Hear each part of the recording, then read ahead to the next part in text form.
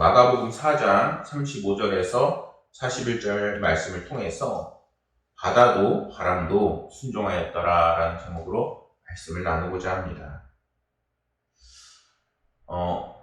이 말씀을 준비하면서 제목을 이렇게 정했던 것은 하나님께서 참 위대하시고 능력이 있으신 분이라는 것을 다시 한번 느꼈기 때문입니다. 근데 그것보다도 또한 더 이 말씀을 집중해서 볼 수 있었던 이유 중 하나는 주님의 그 모습이 너무나도 우리 가운데에 깊이 다가올 것이라는 그런 생각이 들었습니다. 오늘 말씀에서는 주님께서 제자들을 향해서 약간 책망하시는 그런 말씀이 나와요. 너희들이 어찌하여 두려워하느냐, 왜 믿음이 없느냐, 주님께서 이렇게 호통을 치시죠. 그런데 이 이야기를 듣는데 그게 책망이라기보다는 오히려 따뜻하게 다가오는 겁니다. 분명히 우리가 믿음만 놓고 보면은 주님께서 왜 너희가 믿음이 없어? 라고 하는 그러한 나무랄 수도 있지만 반대로 생각해 보면은 정말 너희가 우리 부모님들이 아이들이 부모님의 말을 듣지 않고 어겼을 때에 왜 그걸 그렇게 했어? 라고 책망할 때가 있잖아요. 근데 그게 정말 그 아이를 미워해서 책망하는 것이 아니라 그 아이가 그걸 하면 안 되는데 또 반대로 그 아이가 그걸 해야지 복이 되고 그리고 인생이 잘 형통하게 되는데 그걸 안 하니까 이제 화를 내고 또 안타까워하는 그런 심정이 담겨 있는 것 아니겠습니까? 시간이 지나고 나서 제가 사실 많이 후회하는 부분 중 하나가 왜 책을 안 읽었을까 이런 생각을 많이 들 때가 있어요. 다른 목사님이나 이런 분들은 책을 많이 읽어서 지식이 많이 풍부하더라고요.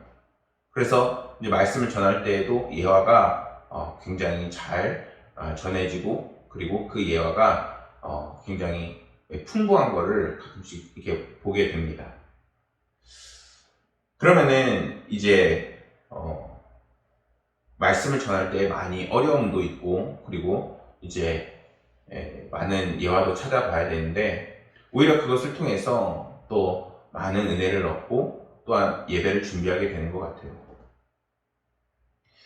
시간이 지나고 나서 정말 하나님의 은혜가 정말 내 삶 가운데 지배적이었고 그리고 그것이 우리의 삶을 분명하게 풍성하게 난다는 것을 시간이 갈수록 우리는 느끼게 됩니다.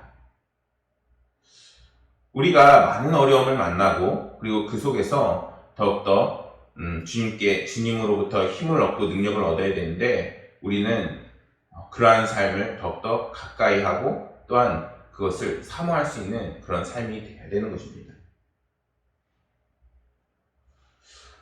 제가 굉장히 지금도 은사님이라고 생각하는 분이 계세요. 왜냐면은 제가 중학교 때 믿음을 많이 신앙생활을 놓칠 뻔했는데 그걸 잡아주신 분이 계십니다. 사실 그때 당시에 교회 학교에서 저를 이제 붙잡아 줄 만한 분이 별로 없었어요. 그때는 지금처럼 덩치도 크고 힘도 세니까 내가 하고 싶은 대로 막 하면 되는 거예요. 물론 교회 안에서 그러면 안 되는데 그때 당시에는 철이 없고 생각이 짧으니까 교회 가면은 많은 분들이 유하잖아요. 그러니까 나도 그 유한 부분을 오히려 존중하기보다는 함부로 이제 교회 학교를 참여 안 한다든지 원래 가버린다든지 그런 일이 많았었습니다. 그런데 그러한 저에게 다가와서 호통을 치는 분이 계셨어요. 그 전도사님이 저한테 호통을 치는데 네가 정말 하나님의 은혜를 받아야지 어떻게 이렇게 몰래 가버릴 수가 있느냐 이렇게 저를 만류하는 겁니다. 그때 당시에는 그게 막 무섭다 이렇다기보다는 이 사람은 도대체 왜 이러지? 이런 생각이 드는 거예요. 덕분에 지금도 믿음 잃어버리지 않고 이렇게 말씀을 잘 전하고 있습니다. 오늘 말씀에서도 주님께서 제자들을 향해서 호통을 치는 장면이 나와요. 제자들을 책망하시면서 왜 믿음이 없느냐 이렇게 말씀하시는데 분명 사실 오늘의 본문 말씀은 많은 분들이 믿음에 대해서 또는 예수 그리스도가 정말 하나님이시라는 것을 증거하고 있는 부분이긴 하지만 그 속에 담겨있는 분명한 예수님의 그 마음은 제자들을 사랑하고 그리고 그 제자들이 그 믿음을 갖지 못해서 정말 안타까워하는 그 마음이 분명하게 보여지고 있습니다. 예수님과 제자들이 이제 함께 배를 타고 건너편으로 건너갑니다.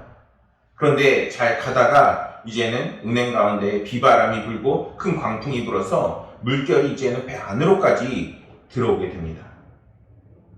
38절 말씀에서 광풍으로 이제 침몰될 위기에 처하자 제자들은 배 뒤편에서 정말 너무나도 곤히 주무시는 주님을 깨우면서 이제는 도움을 요청합니다. 주님은 그에 이어서 바람과 바다를 꾸짖으시며 잠잠하라, 고요하라 이렇게 명령하십니다. 그러자 동시에 바람이 잠잠해지고 사람들은 그러한 주님을 보면서 저분이 과연 누구시길래 바람과 바다도 잠잠하게 하느냐 이렇게 의문을 가지게 되는 것이 오늘의 말씀의 내용입니다.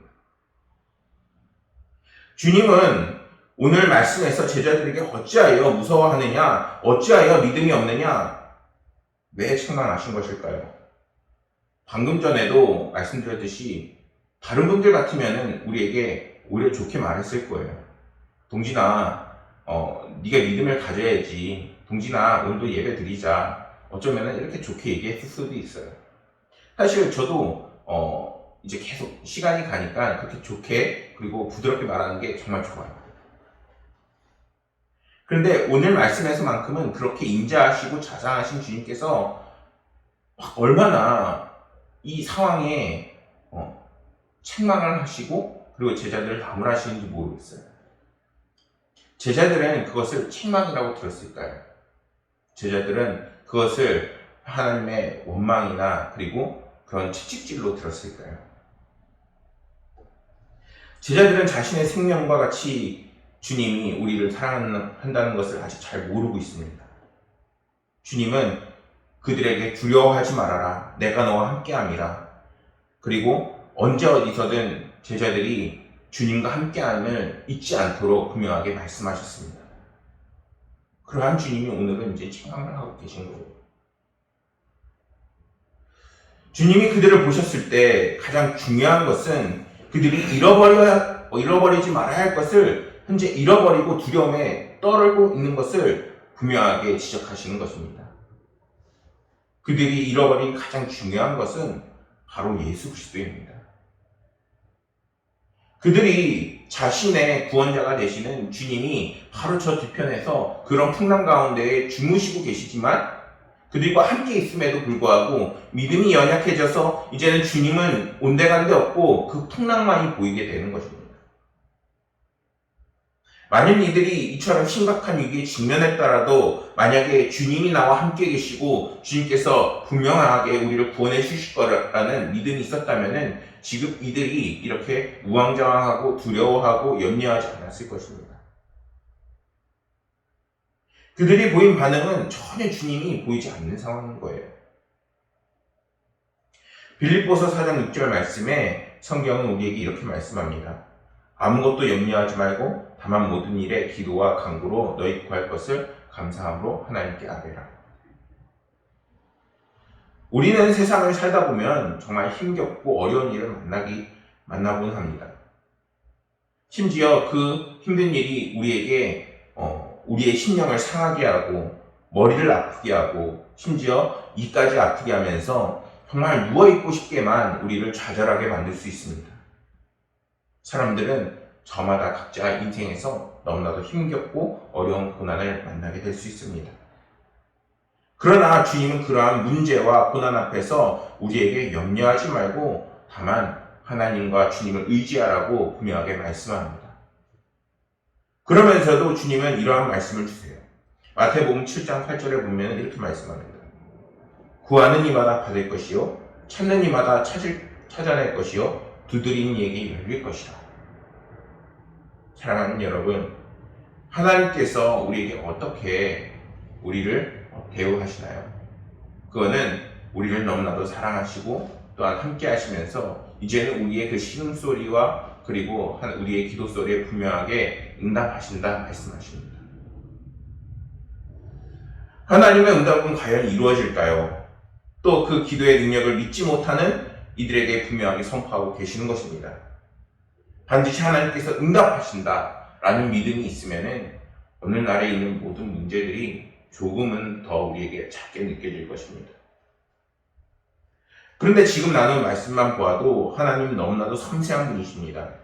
우리가 기도 응답을 믿지 못하는 것을 미리 아시고 반드시 응답하실 것이라고 성경에는 담겨져 있기 때문입니다.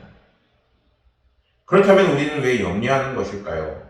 그거는 우리의 기도에 응답하시고 우리와 함께 하시는 하나님을 종종 잊어버리기 때문인 것입니다. 그리고 그 결과는 이제는 하나님이 주시는 은혜는 온전히 받아 누리지 못하는 결과를 초래하게 되는 것입니다. 오늘날 코로나 바이러스와 그리고 각자에 있는 끊임없이 일어나는 우리가 감당하기 힘든 문제로 우리가 많이 힘겨운 각자의 삶을 보내고 있습니다. 그런데 그 모습을 보면서 그 문제가 작다는 것이 아니에요. 그 문제는 크고 우리의 삶을 짓누릅니다. 하지만 그 속에서 정말 희망을 놓치지 않고 소망을 잃어버리지 않을 수 있는 것은 우리가 그리스도인이요 또한 하나님께서 우리와 함께 하신다는 것을 우리가 믿기 때문인 것입니다. 우리의 염려와 걱정은 매일 더해지고 눈덩이처럼 불어납니다. 왜 그럴까요? 세상은 너무나도 치열하고 험난하며 또한 영적으로 무지한 세상이기 때문인 것입니다. 그곳에는 주님을 바라보고 주님을 인정하기보다는 이제는 어떻게 하면 나의 생각과 나의 판단과 그리고 세상의 약육강식의 법칙으로 돌아가는 그러한 무서운 곳이기 때문인 것입니다. 때문에 우리는 문제와 고난에 직면하게 됐을 때에 종종 무기력해질 수가 있습니다. 오늘날 우리의 세대가 바리새인들처럼 주님을 알아보지 못하고 그리고 주님을 영접하지 못하게 되면은 그 삶은 더욱더 문제와 어려움으로 가득 차게 될 것입니다. 우리는 이것에 대해서 분명히 문제를 인식하고 바라볼 수 있어야 합니다. 그러나 오늘 말씀에서도 보여지듯이 우왕좌왕하는 제자들과 달리 그 속에서도 평안하신 한 분이 계십니다. 이것은 단순히 주님이 하나님의 아들이기 때문에 평안한 것이 아닙니다. 주님은 그들을 꾸짖으십니다. 예수님의 모습은 제자들과 너무나도 대조적인 구조를 가지고 있습니다. 사람들이 비명을 지르고 배가 뒤집힐 정도로 일어날 수밖에 없는 그런 상황인데도 주님은 말도 안 되게 그 상황 속에서 누워만 계십니다. 성경에서 말하는 이 상황이라면 어느 누가 그 배에서 그렇게 누워있을 수 있겠어요? 근데 성경은 이렇게 말씀합니다. 요한복음 14장 27절 말씀을 보면은 주님이 이러한 고난과 죽을 것 같은 위기 속에서도 평안할 수 있는 비결은 이 말씀이라고 합니다. 평안을 너희에게 끼치노니 곧 나의 평안을 너희에게 주노라. 내가 너희에게 주는 것은 세상이 주는 것과 같이 아니하니라. 너희는 마음에 근심하지도 말고 두려워하지도 말라. 주님은 당신의 평안을 이제 우리에게 주신다고 말씀합니다. 그 말은 주님 안에 하나님께서 주시는 말도 안 되는 놀라운 은혜와 평강이 지금 가지고 계시다는 것입니다. 그리고 그 평안은 오늘날 우리에게도 동등하게 주어진다고 분명하게 선포하고 계시는 것입니다. 여러분들 요즘 평안하신가요? 저는 요즘에 청년들이나 많은 아이들을 보면 위로하기 바빠요. 사실 아이들 같은 경우에는 부모님이 있잖아요. 부모님이 있기 때문에 든든한 벽이 있어요. 그 아이들이 근데 무서워하고 두려워합니다. 그리고 답답해하죠. 왜냐하면 코로나뿐만 아니라 그 아이들 삶에 보니까 하나님이 들어갈 틈이 없어요. 너무 바빠서 어떤 아이는 지금 초등학생인데 중학교 올라가야 된다고 학원을 가면 11시에 끝나요. 학교 끝나고 밥 먹고 학원 갔는데 11시에 끝나는 거예요. 우리 직장인들 직장 끝나면 몇 시죠? 늦게 끝나면은 이제 8시에 끝날 때도 있고 그냥 정시에 퇴근한다 그럼 6시에 끝날 때도 있죠. 아이들에게 주님이 들어갈 틈이 없어요. 그 아이들은 오늘날에도 힘겨워하고 그리고 그 평안이 필요함에도 불구하고 자신들에게 뭐가 부족한지를 잘 몰라요. 심지어 부모님이 늘 그들의 뒤에서 든든하게 버티고 있지만 그런 부모님이 든든하다기보다는 오히려 나에게 일을 시키고 또한 나를 바쁘게 만들고 그리고 오히려 가족이라기보다는 내가 이것에 대해서 책임감을 갖고 그리고 부담감을 더해주는 존재로 변해버리고 있어요. 우리는 하나님께서 우리의 삶에 들어오시고 개입하시고 또한 동행할 수 있는 그러한 여지를 드려야 합니다. 왜냐하면 주님께서밖에 주실 수 없는 놀라운 은혜가 우리 삶 가운데 있기 때문입니다. 이 평안은 세상에 그 누구도 줄 수 없고 그리고 오직 주님만이 줄 수 있는 특별한 그러한 평안입니다. 이 평안을 얻을 때 우리에게 만족함이 생겨지게 되어주시고 담대함이 생겨지게 되는 것이고 그리고 이 역경을 이겨낼 수 있는 가장 힘이 되는 원동력이 되어주는 것입니다. 그런데 많은 사람들이 그것을 모르고 그것을 많이 쳐내고 있게 되는 것입니다. 조금이라도 바람과 풍랑에 그 마음이 쏠리게 된다면 우리는 이제는 배가 뒤집혀버리게 될 것입니다. 만약에 주님이 나와 함께 계시다는 그런 믿음이 있었다면 이제는 그 배는 뒤집힌다기보다는 주님께서 도와주실 거야. 주님께서 함께 하시고 계셔 하는 그러한 믿음이 자연스럽게 뿌리내리게 되는 것입니다. 그래서 우리가 두렵고 힘겨운 일을 만날 때 가장 먼저 점검해야 되는 것은 과연 내가 주님과 함께하고 있는 삶을 살고 있느냐 하는 것입니다. 그것을 두 글자로 말하면 믿음인 것입니다. 내가 과연 주님과 함께하고 있는가? 주님은 나에게 뭐라고 말씀하시는가? 주님의 그 인도하심은 어디 있는가를 살펴가면서 나아가는 그 삶이 바로 그리스도인의 삶이 되어야 하는 것입니다. 빌립보서 4장 6절 말씀에 보면 성경은 우리에게 이렇게 말씀합니다. 아무것도 염려하지 말고 다만 모든 일에 기도와 간구로 너희 구할 것을 하나님께 아뢰라. 사랑하는 여러분, 이제는 더욱더 주님을 신뢰하시길 간절히 소망합니다. 주님을 바라보고 주님께 모든 일을 간구하고 맡길 때에 우리의 이 모든 문제들은 작아지고 주님이 주시는 평안이 찾아오게 되는 것입니다. 오늘 함께 나눈 본문 말씀에서 제자들이 정말 잘하는 것 두 가지가 나옵니다. 첫 번째는 36절 말씀에 그들이 무리를 떠나 예수님에게 가서 이제는 그대로 모시는 장면이 나오게 됩니다. 인생이라는 그 배에 이제는 주님이 이렇게 들어오게 되시는 것입니다. 제자들은 그냥 배를 타는 거니까 그냥 아마 자연스럽게 탔을 거예요. 그런데 우리는 이 모습을 보면서 우리의 그 삶 속에 주님께서 들어오시고 개입하시는 그러한 놀라운 은혜가 있다는 것을 분명하게 깨달아야 한다는 것입니다. 이사야 43장 2절 말씀에 보면 이렇게 말씀합니다.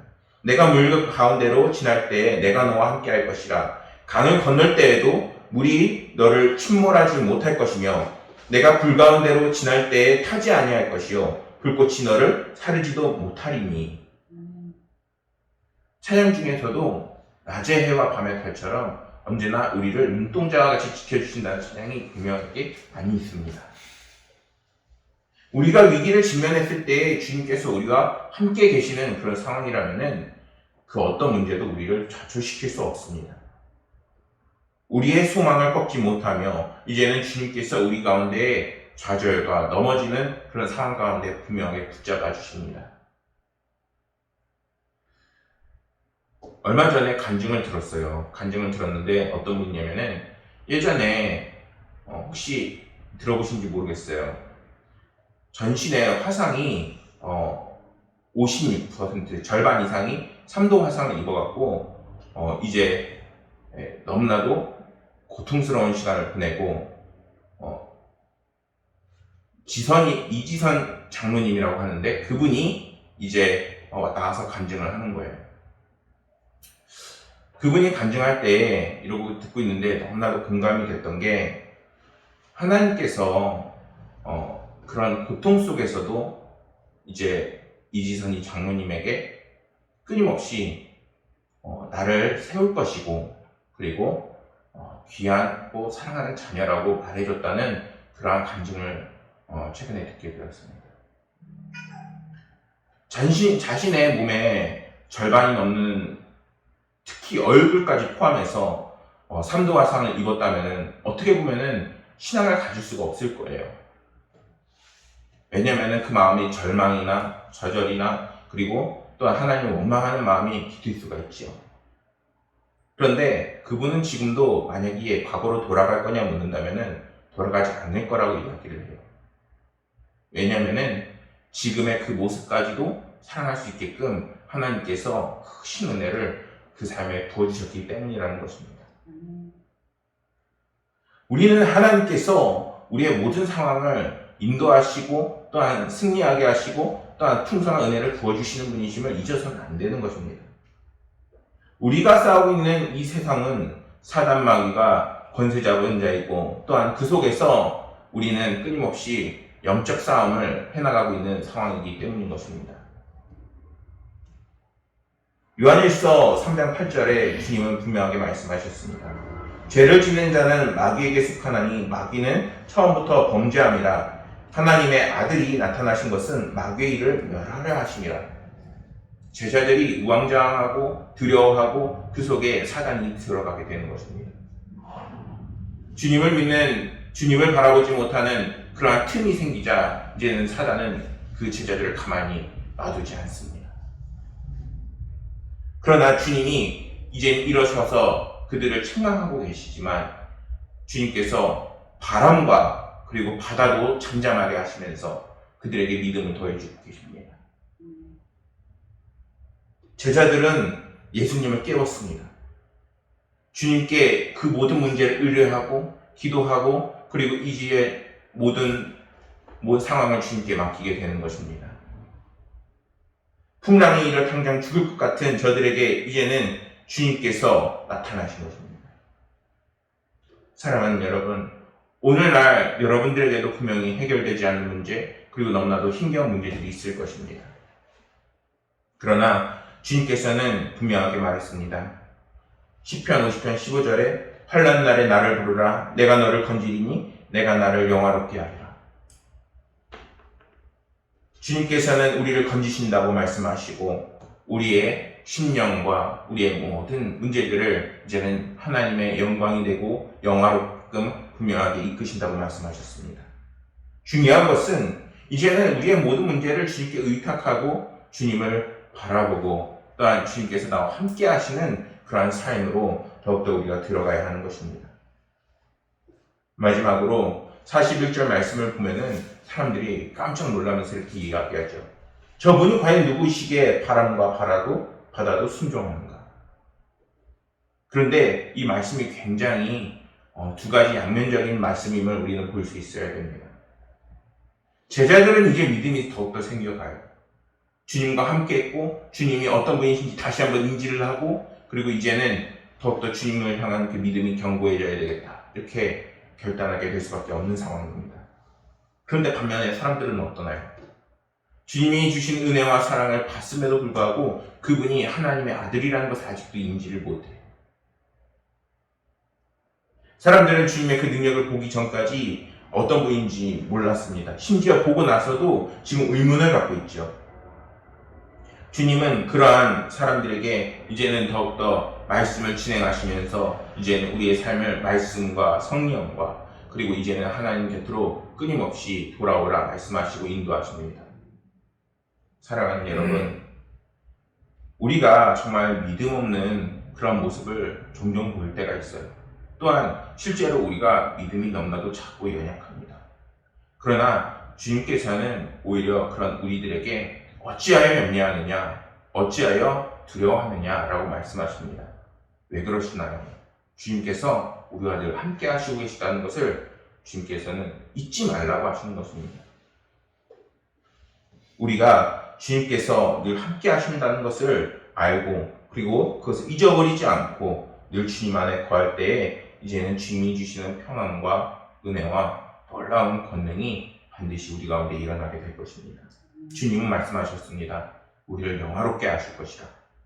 그러한 주님의 말씀을 믿으시고 또한 하나님께서 늘 함께 하시는 그러한 동행의 삶을 사셔서 주님께서 주시는 평안과 은혜와 승리가 넘치는 모든 날들이 되시기를 간절히 소원하겠습니다. 기도하시겠습니다. 아버지 하나님, 오늘은 주님께서 제자들과 함께 하시며 또한 그들에게 믿음을 주시며 또한 그들에게 모든 문제를 해결해 주시는 것을 보게 되었습니다. 아버지 하나님이시여, 우리의 삶 가운데에 너무나도 힘겹고 어려운 문제들이 있습니다. 그 모든 문제들을 주님께 의탁하오니 주님 바라보고 주님께서 주시는 은혜로 그 모든 상황을 이겨나가고 승리할 수 있게 도와주옵소서. 그러나 그렇다고 해서 아버지 하나님, 우리 가운데 모든 문제가 빨리 사라지지 않을 수 있사오니 주님, 그 가운데에서도 위로와 평강이 함께하여 주옵소서. 아버지 하나님께서 우리를 담대하게 하시고 또한 견고한 믿음을 주셔서 이제는 흔들리지 않는 저희들의 삶이 되게 하여 주옵소서. 아버지 하나님께서 모든 그 삶 속에 있는 그 배들을 이끄시고 지키시고 또한 함께 하실 것을 믿으며 모든 말씀 우리 구주 예수 그리스도 이름으로 기도드렸습니다.